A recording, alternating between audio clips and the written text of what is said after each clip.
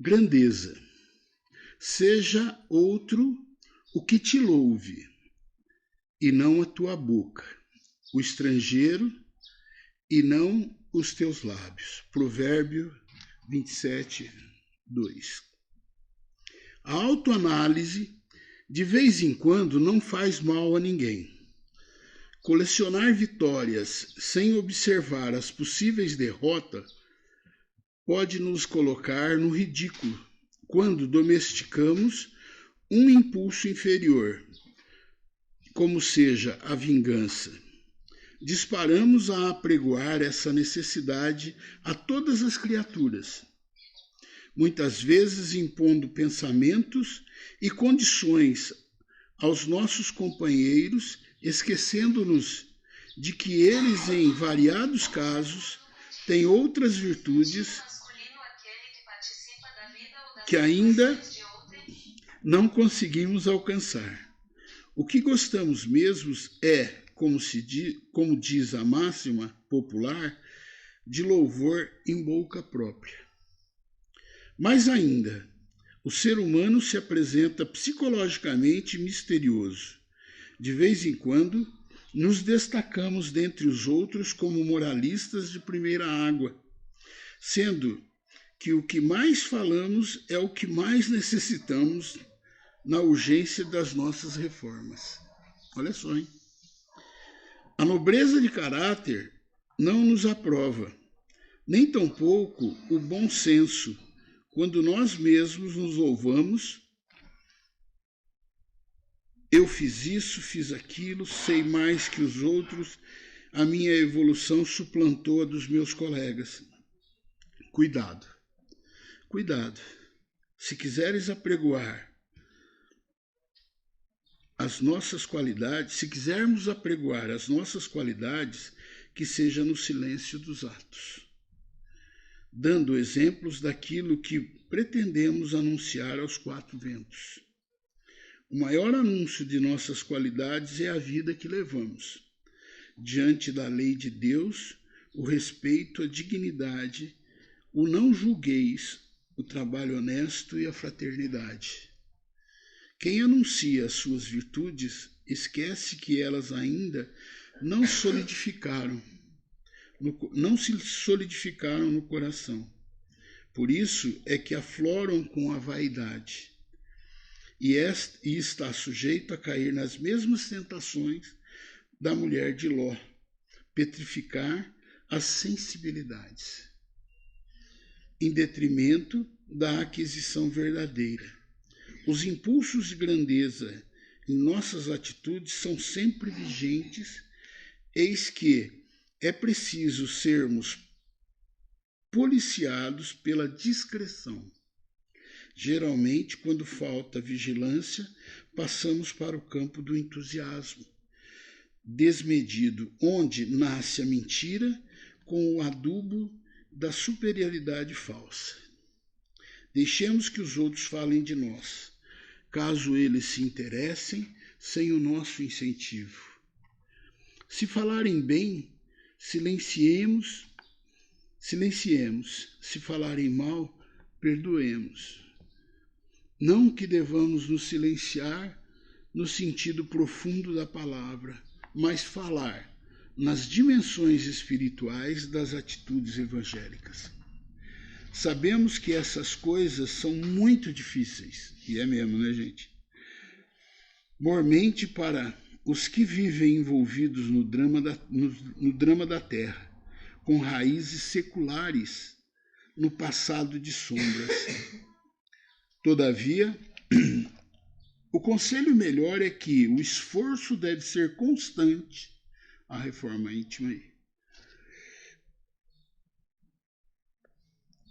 O reforço deve ser constante na busca da nossa autoeducação, que corresponde à verdadeira paz de consciência. Devemos pensar com moralidade e falar com discernimento, escrever com bom senso e anunciar com caridade, esperando que as leis de Deus nos envolvam com a roupagem da luz, para que possamos entrar no reino do amor. E sempre nos lembrando dessa advertência do sábio Salomão, quando retratou o de que mais precisamos. Seja outro o que te louve, e não a tua boca, o estrangeiro e não os teus lábios. Vamos fazer nossa oração, então, para a gente começar? Pai amado, mais uma vez, Senhor, te agradecemos pela oportunidade de estarmos aqui, pela oportunidade de aprender, pela oportunidade de usufruir dessas energias tão positivas. Te agradecemos também, Senhor, pela vontade, pelo cuidado que a espiritualidade desta casa tem para conosco, e que possamos realmente absorver tudo que vai ser falado aqui pela Renata, né? Vai ser falado sobre Jesus, que possamos realmente absorver e principalmente ter a coragem de praticar lá fora tudo aquilo que aprendermos. Que assim seja. As curas de Jesus, né? Foi o tema que eu divulguei lá no nosso grupo, que eu falaria hoje. Na verdade, eu vou primeiramente falar sobre o capítulo 19 do Evangelho segundo o Espiritismo, que fala sobre a fé que move montanhas. Porque as curas de Jesus estão relacionadas com essa fé. Porque Jesus, quando esteve aqui, pregou todas as suas máximas durante os 3 anos, né? Ele, durante essa peregrinação, ele curava os enfermos que o procuravam. Mas ele sempre, para curar, falava das coisas do Pai.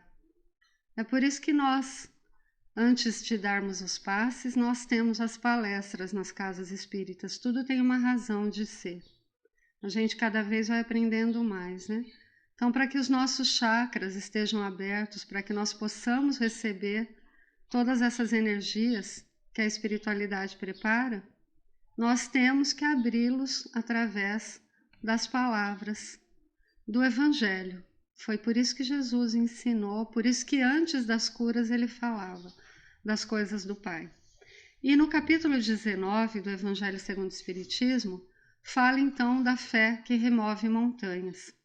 E dentro desse capítulo está a parábola da figueira, né, que não estava dando frutos, e por isso Jesus teria a amaldiçoado, né, dizendo que ela deveria estar dando frutos. E aí a gente fala assim, mas como dar frutos se não é o tempo de frutos, né? É estranho tudo isso. Mas nada era estranho.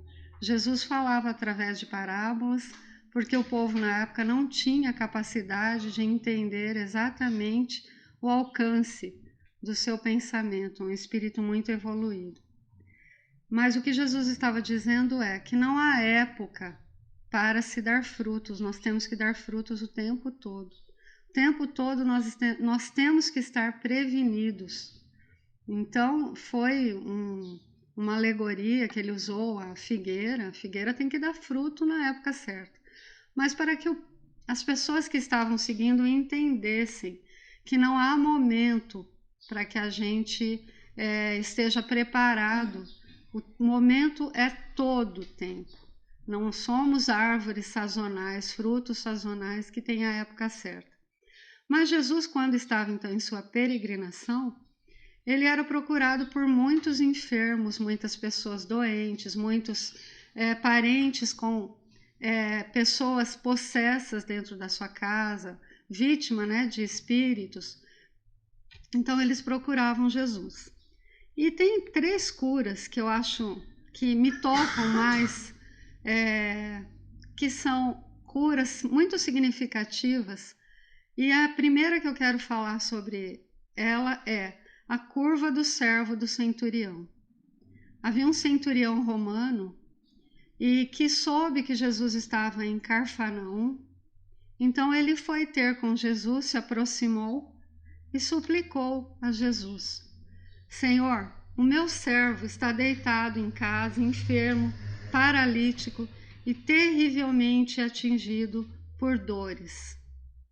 Então Jesus virou a esse centurião e disse a ele: eu indo até a sua casa, irei curá-lo. E o centurião disse a ele: Senhor, eu não sou digno de que entreis em minha casa, mas diz apenas uma palavra, dá a ordem da cura e o meu servo será curado. Pois então Jesus olhou admirado aquele homem, pois estava diante de um homem de muita fé. E o servo ainda disse a Jesus, que se mostrava admirado diante de tanta fé: olha, eu também sou um homem de autoridade. Eu tenho abaixo de mim soldados. E eu digo a esses: vai, e eles vão. E eu digo àquele: vem, e ele vem. E eu digo ao meu servo: faça, e ele faz. Por isso que eu digo, Jesus, basta uma só palavra, e o meu servo vai ser curado. Nós ouvimos já muitas vezes esta frase, até cantada pela Igreja Católica, né? Dizei uma só palavra e minha alma será salva. Essa expressão vem então dessa passagem de Jesus com o centurião. E Jesus olhou então aos seus discípulos e disse: nunca vi um homem de tamanha fé. Porque ele não precisava que Jesus impusesse as mãos, que Jesus fosse até a casa dele. Ele acreditava que bastava apenas uma palavra de Jesus, uma ordem, e quando ele chegasse em casa, o servo dele estaria curado. E assim aconteceu. Uma outra cura, que também para mim é muito significativa, é a cura da mulher que apresentava por muitos e muitos anos uma hemorragia. Então, fala a cura da perda de sangue. Então, era uma mulher doente que havia mais de 12 anos ela sofria de hemorragia constante. Imagine isso, uma pessoa que tem uma hemorragia e não cessa por 12 anos. Então, ela já tinha passado pela intervenção de vários médicos daquela época, né, com os recursos também que eles tinham limitados, e ninguém dava jeito. E ela soube que Jesus ia estar ali pelas redondezas. Então, ela foi atrás daquela turba de pessoas que rodeavam Jesus e se aproximou dele e tocou em suas vestes. E Jesus, sabendo, sentindo que havia saído uma virtude de dentro dele, disse: quem foi que me tocou? Nesse mesmo instante, ele sentiu que alguém havia tocado. A mulher, por sua vez, no mesmo instante que tocou as vestes de Jesus, sentiu também que a sua hemorragia havia sido estancada de imediato. Então Jesus virou aos seus discípulos e disse: quem foi que me tocou? E os discípulos ficaram: mas como pode? Como nós podemos dizer quem foi que tocou, mestre? Olha todos que te rodeiam aqui, como eu posso dizer quem foi que tocou? E a mulher, vendo aquela situação, Jesus questionando, sabendo do que se tratava, ficou com medo, mas se aproximou e se entregou. Fui eu toquei as vossas vestes. E Jesus disse a ela então: minha filha, vossa fé vos salvou. Ide em paz e fique curada da vossa moléstia. Então, essas palavras de Jesus, ele conhecia que dele havia saído uma virtude. E ele sabia que essa virtude era significativa. Dela havia um fluido que operou, então, a cura da mulher doente. Ambos sentiram a ação que produziu. Tanto ele, o magnetismo, o fluido que saiu, tanto ela que o recebeu. Então, é notável que o efeito não tenha sido provocado pela vontade de nenhum dos dois.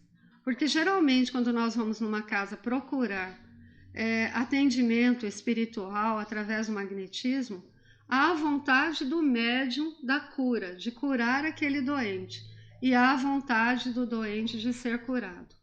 No caso aqui, de que estamos tratando da mulher, só havia a vontade dela.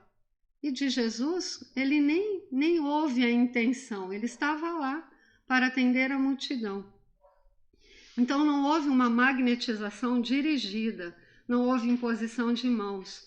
A irradiação normal bastou para operar a cura. E isso pode acontecer até conosco. Quando nós vamos visitar um enfermo e a pessoa sente uma melhora após a nossa visita, mesmo nós não tendo feito qualquer oração, qualquer imposição de mãos, mas basta a nossa energia estar boa. Nós funcionamos dessa forma como se fôssemos uma bomba compressora. Nós comprimimos todas as energias, os fluidos, e há aqueles necessitados, mas que conseguem captar essa energia e recebem então esses fluidos curativos. Por isso que muita gente fala assim: olha, eu gosto tanto que você vem aqui na minha casa, gosto tanto da sua visita, eu me sinto tão bem. O contrário também ocorre, das pessoas que são bombas sugadoras, só sugam, tiram toda a sua energia. E se você não está preparado no orar e vigiar, no vigiar e orar, né, você doa toda a sua energia, fica lá. Nossa, eu não sei o que eu sinto, essa pessoa vem, eu me sinto tão mal, fico tão fraca. Então, por isso que Jesus dizia: orai e vigiai, sempre fazendo essa reposição de energias, porque você pode até doar sem saber, e isso é caridade. E o que aconteceu aqui no caso da mulher foi exatamente isso. O fluido, sendo uma matéria terapêutica, ele atinge a desordem orgânica para repará-la. Pode ser dirigido sobre o mal pela vontade do curador, quando a gente quer, tem a vontade, ou atraído pelo desejo ardente, a confiança, em uma palavra, a fé do enfermo. Em relação à corrente fluídica, na primeira ação, ela faz um efeito de bomba premente, né? No caso de Jesus, ele tem toda aquela energia dentro dele. E no segundo caso, da mulher, a fé dela é como se fosse uma energia aspirante. Então, às vezes, a simultaneidade dos dois efeitos é necessária. Outras vezes, uma só basta. Então, no caso aqui, Jesus nem se dirigiu, nem falou: eu quero doar. Mas ele doou de tanta energia que ele tinha, e ela, querendo aquela energia, conseguiu, então, aspirar. É isso que aconteceu nessa circunstância da cura da mulher que tinha a hemorragia. Então, Jesus tinha, portanto, razão de dizer que a fé dela a curou. Então, compreende-se aqui que a fé não é uma virtude mística, algo inventado. A fé realmente existe e ela faz prodígios. Compreende-se aqui que a fé é algo que faz a diferença entre toda aquela multidão de pessoas que procuravam a cura e que necessitavam que Jesus dirigisse a sua vontade àquela pessoa. E a mulher, com tanta fé, pensava: basta que eu toque nas vestes dele para que eu seja curado. Então, a diferença: Jesus não curou todos os que procurou por ele, porque muitos iam até para duvidar. Eles duvidavam. E muitas das curas que Jesus realizou, elas foram temporárias, porque a pessoa ia lá, recebia a bênção, né, a cura, mas o seu comportamento prejudicava, então, toda aquela benesse, e ela voltava a adoecer. Porque Jesus sempre dizia: vá e não torne a errar, não torne a pecar, porque isso era a qualidade que faria com que as curas perdurassem no tempo. Assim como muitos que procuram a casa espírita, eles nos dizem: eu comecei a vir aqui, tudo mudou, minha vida melhorou. Aí eu fui viver. né? Não preciso mais ir no centro. O que eu queria, eu consegui. Passado um tempo, as coisas voltam do jeito que eram ou se agravam.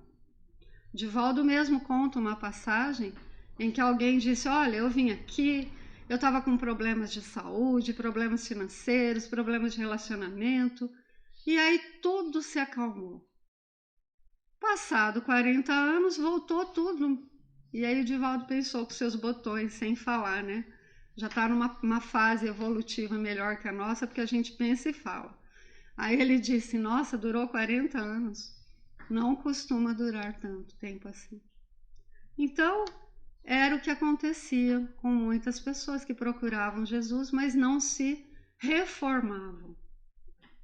E ainda falando de cura, dos milagres de Jesus e tudo mais, tem a questão da tempestade que ele curou em alto mar, na Galileia, né? E isso não é, na verdade, a cura. Uma cura de um estado de doença física, mas a cura de um estado de doença psíquica, de moral. Porque os apóstolos entendiam que tinham fé, que seguiam Jesus, que estavam ali de corpo e alma, mas eles duvidavam muito, o tempo todo.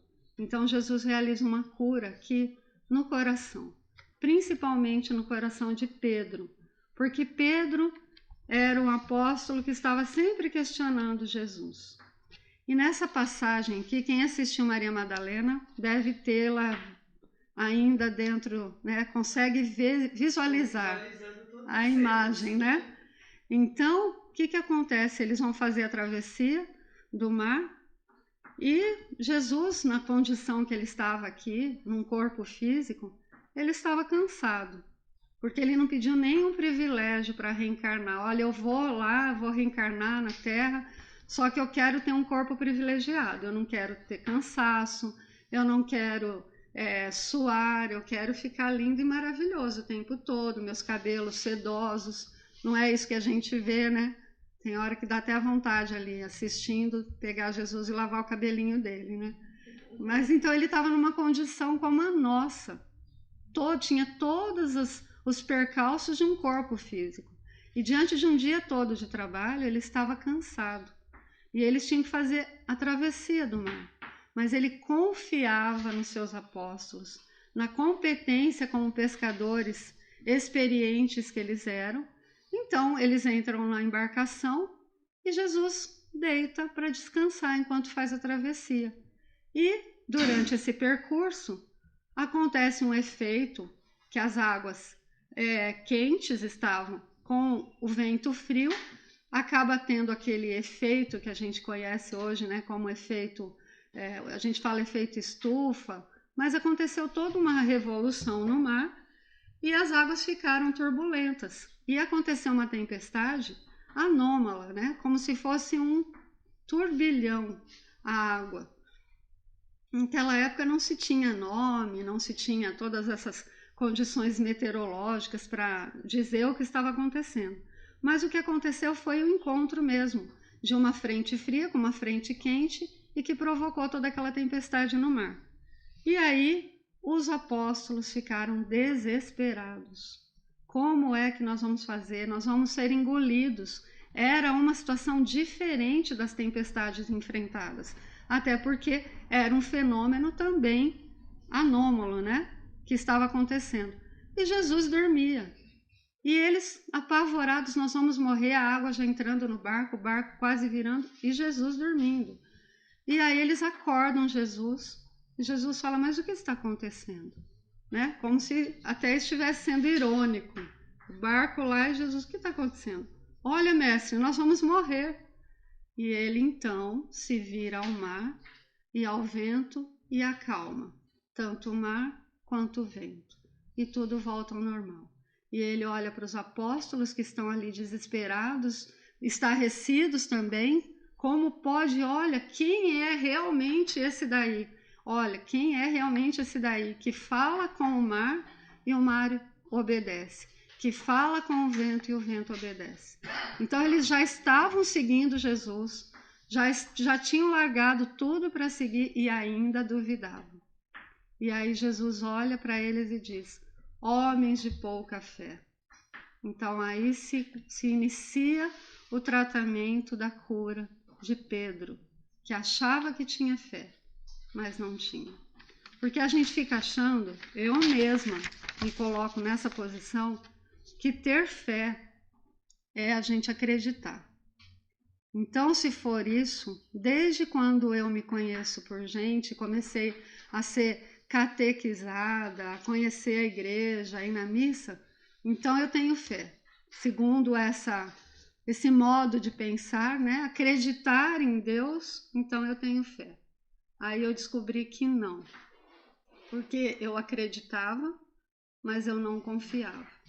Porque sempre que acontecia alguma coisa na minha vida difícil, eu me desesperava. Agora é meu fim. Por quê? Eu só acreditava, eu não confiava. Porque fé é acreditar e confiar. Imagine um piloto de avião que pega a aeronave e ele diz assim para os passageiros: senhores passageiros, faremos uma viagem do Brasil à Espanha. Eu acredito nas minhas competências, porém não confio nelas. Não sei se iremos aterrissar. Somos nós, esse piloto. Porque a gente fala, eu acredito em Deus, mas não tenho certeza.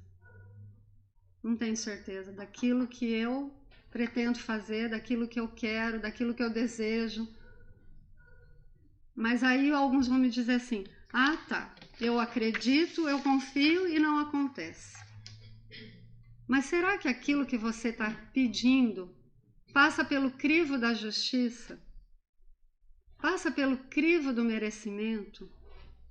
Porque quando esses dois fatores se coadunam, se juntam, as coisas acontecem. Pode ser não no tempo que nós queremos, mas no tempo exato que é para acontecer. Eu podia aqui ficar horas e horas contando. Eu moro em um lugar que quando ele foi lançado, o lugar para morar, é um condomínio, fui eu, meu marido e meus 2 filhos, eles eram pequenininhos. E nós fomos lá, lançamento, vai lá, tem uma festinha, né? Vamos lá ver, sabendo que a gente não podia comprar. Aí nós fomos lá, olhamos, eu falei assim, nossa, se eu tivesse só essa portaria eu já seria feliz.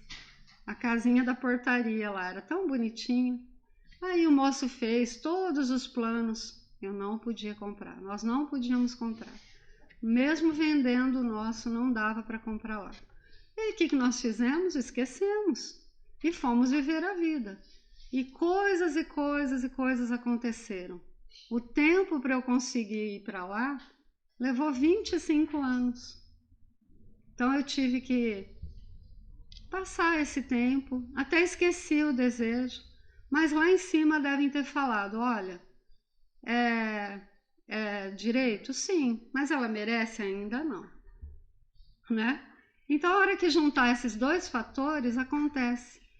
Interessante que eu morava num lugar que eu gostava muito, numa casa que eu amava, que eu não queria sair de jeito nenhum, e as coisas aconteceram, nós vendemos a casa e acabamos comprando lá, onde a gente mora agora. E quando nós fomos comprar, uma coisa interessante aconteceu. A pessoa que vendeu o terreno pra gente disse assim, olha, esse é o melhor terreno do condomínio. É o dono do condomínio que separou esse lote para ele. Aí ele acabou fazendo uma confusão. Quando vendeu o meu lote, ele fez uma confusão de matrícula. E aí depois, para resolver essa confusão, ele teve que dar o dele para mim. Então, você está ficando com o lote que foi escolhido por ele, o mais alto, o maior. E aí eu lembrei, falei assim, mas eu não podia comprar nem o menor aqui. E eu nem liguei, deixei isso para lá. Então é assim, se a gente acredita, confiar, o tempo certo vai vir as coisas, de acordo com a justiça e o merecimento. Porque se não tivesse esses dois fatores, eu poderia desejar coisas não lícitas e não morais, não é? Por exemplo, eu desejo o marido da minha vizinha. direito? Não. Você pode até ter capacidade? Sim, pode até ter capacidade, mas vai ter sofrimento, vai causar prejuízo para as outras pessoas e a espiritualidade não vai te ajudar. Podem te ajudar aqueles que querem a sua derrocada, os espíritos que torcem para que você não saia vitoriosa. Então, tudo que a gente quiser, a gente tem que colocar esses critérios. É lícito? É moral? Eu tenho merecimento? Posso não ter agora, mas pode ser que demande tempo. Muitas coisas demandam tempo. Uma montanha, quando Jesus disse a fé que remove montanhas, é porque uma montanha, com o passar do tempo, até a sua substância se desfaz. E elas mudam de lugar, exatamente. Por isso que Jesus usou também essa metáfora para dizer que a fé remove montanha. Às vezes demanda tempo. Então, fé, confiança, entrega. E a fé ela tem que ser calma, humilde. Não adianta a gente ter fé, confiar, mas ficar desesperado. Não, eu confio, eu tenho certeza, mas eu estou desesperado. Né? Tem que ser logo, tem que ser no meu tempo. E no meu tempo, talvez não seja o melhor para mim. E o poder da fé, ela exerce uma ação magnética. O homem, ele atua no seu fluido, ele muda, aquele agente universal. Ele altera e modifica as qualidades. E a nossa fé, ela tem que ser raciocinada, baseada na lógica, na ciência. E o espiritismo, junto agora com a física, está comprovando aquilo que Allan Kardec disse, que espiritismo também é ciência. Se você analisar, entrar na internet, no YouTube, digitar, você vai ver as experiências com as águas, a água fluidificada. O fluido dela é alterado. Aqueles nanomicroscópicos, eles conseguem observar as partículas da água que foi fluidificada, da que não foi. Então, provando como atua realmente o magnetismo. Inclusive plantas. Existe uma historinha verdadeira. Isso foi passado pela comunidade da Provida. Eles fazem muitas essas experiências com as plantas. Então, eles impõem as mãos, mandam energia, amor e tudo de bom para uma planta e para outra, não. E aí, o que acontece? Uma planta se desenvolve e a outra, não. Às vezes até morre. Porque ela sente que a outra está recebendo todo o amor, todo o carinho, além do magnetismo. Então, a ciência está aí para provar a fé para a gente. E se a gente tiver fé, a gente nunca se sente abandonado. Não existe pessoa mais infeliz no mundo do que aquela que perdeu a fé. Uma pessoa que não tem fé é a mais desditosa. Ela não tem mais para onde se socorrer. Então, quem tem fé, como diz aquela música, andar com fé eu vou, porque a fé não costuma nos abandonar. A gente não se sente abandonado, ela não costuma falhar. E só o que é do céu permanece. Então, tudo podem tirar da gente. Você vai perdendo tudo, mas se você tiver a sua fé, você tem tudo e você se reconstrói novamente. A fé, então, ela pode ser prescrita. Lá no capítulo 19 do Evangelho segundo o Espiritismo, eles dizem que não, que a fé não se prescreve, que cada um vai construir a sua fé. Eu, vendo a passagem de Jesus que fala sobre a fé, principalmente essa da travessia do Mar da Galileia, Jesus ali prescreveu a fé a Pedro. Ele ensinou como é que Pedro poderia fortalecer a sua fé. E a receita que ele dá é vínculo, o vínculo com Deus. E o vínculo que a gente faz com ele é através de conversa. Todo dia você tem aquele momento só seu com Deus. E quando ele diz, Pedro, sim, vocês são homens de pouca fé. E Pedro diz, mas como, Jesus? Nós largamos tudo para te seguir. Ele diz, não basta largar, precisa confiar. E aí ele fala sobre Abigail e fala Abigail é desidiosa. E Pedro fica muito bravo. Como a minha mulher é desidiosa? Ele diz, sim. Ele fala, não, ela é cumpridora de todas as suas obrigações, ela é uma excelente esposa, uma excelente mãe, uma excelente filha. E ele fala, então, Pedro, e como você sabe tudo isso sobre Abigail? Mas eu convivo com ela. Então, ele confia nela. Mesmo que alguém venha e diga ao contrário, ele confia. E como é que ele confia? Pelo convívio com ela. Então, nós, para aumentarmos a nossa fé, diferente do que fala lá no capítulo, eu acredito no que Jesus disse. Podemos construir a nossa fé. Podemos fortalecer a nossa fé através do vínculo, da conversa diária com Deus. Aquela conversa que os nossos irmãos evangélicos fazem. Porque nós costumamos decorar as orações, as preces de Cáritas e outras mais, e esquecemos de conversar com Deus como se conversa com um amigo. Mas, mais ainda, esquecemos de ouvir as respostas de Deus. Porque às vezes você fala, agradece, pede, quer uma direção e não escuta. E ela vem através de amigos, ela vem através de uma mensagem que você passa e lê exatamente a resposta que você estava esperando. Então a gente tem que saber falar, mas também precisamos saber ouvir o que Deus tem para nos dizer. E é interessante que há inúmeras formas. Às vezes você liga a televisão, alguma coisa falado ali é exatamente aquilo que você precisava ouvir. Às vezes você está no trânsito, atrás de um carro, tem uma frase ali que é para você. Você fala, nossa, começa até a rir. Era aquilo que eu estava perguntando. Você pergunta e a resposta vem. Outro dia eu estava desocupada, um dia sem nenhum compromisso. Muito estranho, porque eu sempre tenho um monte de coisa para fazer. E aí eu fiz as preces ainda na cama e disse assim, e hoje? Não tenho nada para hoje, Senhor. O que queres que eu faça? Fui até irônica também, porque eu falei e ri, O que queres que eu faça hoje? E aí eu levantei, fui pegar meu celular e tinha alguém pedindo uma palestra de urgência para aquele dia. E aí eu falei, mas o senhor tá rapidinho, hein? Usa até o WhatsApp agora. Então é isso que queres que eu faça? Farei. Já entrei em contato, falei, 13h eu tô aí. É assim. A gente, às vezes, a resposta vem imediatamente. Às vezes demanda tempo, anos. Mas a fé, calma e tranquila, confia e sabe esperar. Às vezes a gente vai receber a graça lá na espiritualidade. Por que não? Nós não somos espíritos imortais, eternos? Por que a gente quer tudo para ontem? Então, uma pergunta às vezes que também a gente faz, Então, por que será que, se a fé é tão importante, por que será que tem tanta gente que vive sem fé? O que acontece com essas pessoas?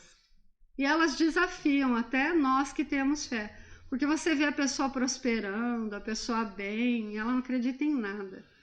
Parece que é o desconcerto do mundo, como disse Camões, Os maus vivendo aí em boa situação e a gente que fica seguindo Jesus lá penando, Estranho, Mas Deus permite o mal para testar os bons. E a falta de fé de alguns é o temor de serem forçados a mudar de atitude. Porque se seguir Jesus, a gente tem que mudar muitas e muitas coisas na nossa existência.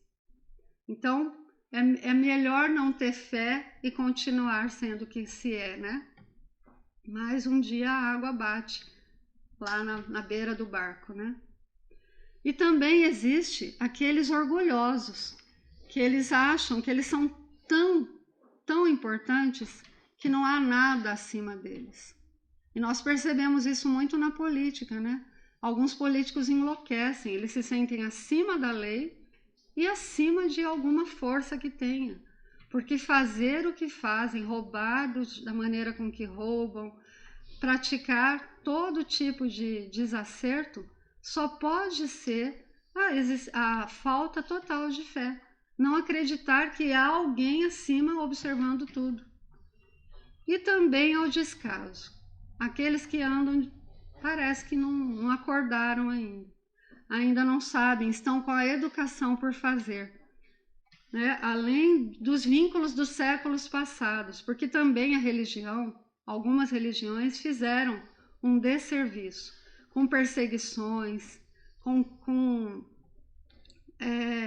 guilhotina, com fogueiras, e que esses espíritos ainda trazem as marcas. Então, religião, falar de religião para eles, falar de fé, eles ainda não conseguem, de tão traumatizados que se encontram. Então, nós precisamos ter compaixão por esses irmãos que ainda não conseguem trabalhar nenhuma fé ainda, por mais que seja bem pequenininha, eles ainda não conseguem. Então a gente tem que compreender, entender que cada um está num nível e eles hão de acordar ainda. Porque fé, ela é humana e ela é divina. Ela vem de Deus. E como centelhas que nós somos, ela está lá, mesmo que esteja adormecida, em todas as pessoas há essa centelha de Deus dentro delas. E se a gente estiver passando, então, por alguma situação difícil, que a gente tenha aquela fé raciocinada, calma, tranquila, e saibamos esperar, porque tudo vai ser resolvido. Saibamos ouvir a voz de Deus. Às vezes elas vêm dessas formas aí que nós não estamos ouvindo e tem algum amigo dando um conselho que a gente não quer seguir, ou chega alguém, ou vem uma mensagem, a gente ora, a gente pede e tem que ter um momento de meditação, de silêncio para saber ouvir, saber interpretar. E se tudo estiver bagunçado, desarrumado, não esquecer que Deus é sempre o último a falar. Em qualquer situação que estiver acontecendo, Deus vai ser o último a falar. Se estiverem arrombando a sua casa, se estiver bagunçando a sua vida, se a sua saúde não estiver bem, Deus vai dar a última palavra. Um grande aliado da fé é o tempo. Então, fé, acredito, confio, é direito e justo, moral, eu mereço, a gente dá o tempo. O tempo é aliado de todas essas situações. Se alguém te prejudicar, então, entrega o assunto ao tempo. Se o orgulho te humilhar, entrega também a resposta ao tempo. De provações que sofra, aguarda a voz do tempo. Recordações amargas, confia tudo ao tempo. Olhe o mundo em que vives, o tempo tudo acerta.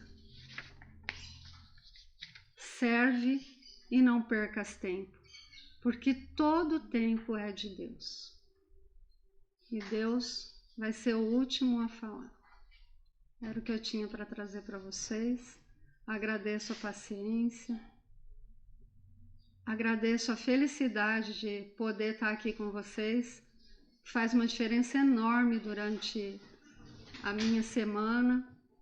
É muito bom saber que domingo eu tenho esse compromisso aqui. E que de tudo que eu falei, vocês, se não guardarem tudo, não guarde pelo menos essa frase. O tempo tudo acerta. E Deus é sempre o último a falar. Muito obrigada. Que alegria em poder estar aqui. Tanto que esperei e quase não me aguentei, mas as lágrimas também foram para o meu autocontrole. Minha querida, hoje eu estou bem e aprendo, pois Deus é perfeito e o tratamento já é sem dor. Minha tia querida, não desanime, creia, trabalhe e não chore. Diga a todos que eu estou bem, aprendendo com estes queridos que nos recebem e nos orientam. Jesus te abençoe e te dê luz e paz. Pois se alguém se sentir tocado pela mensagem. Minha querida, somos todos filhos de Deus Pai que está no céu. Você está em processo de reconhecer seu lugar em meio a todos, mas com a certeza de que Deus orienta e quer sempre que despertemos para o amor, para o bem, para o perdão e para a evolução de cada filho. Deus te ilumine hoje e sempre. Ana. E a Ana deixou 2 rosas aqui. E com base no que o Diego explicou, né, as cores também têm a ver com a energia que o Espírito quis passar para a gente. Somos todos chamados a estar leve para limpar, reconstruir a alma e ser mais feliz. Anthony.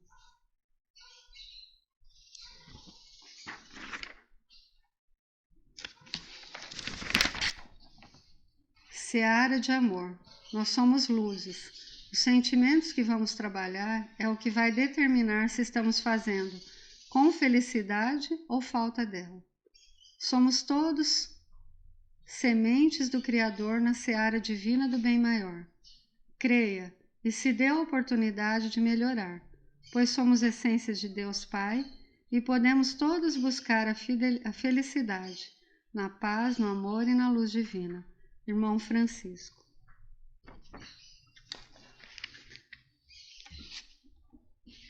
Luana, eu estava na hora exata de me despedir. Não sofra. Deus tudo sabe. Não chore. Creia em Deus Pai. Eu estou bem e amo-te.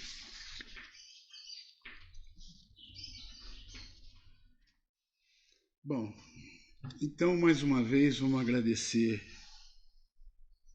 a Deus a oportunidade de estarmos aqui.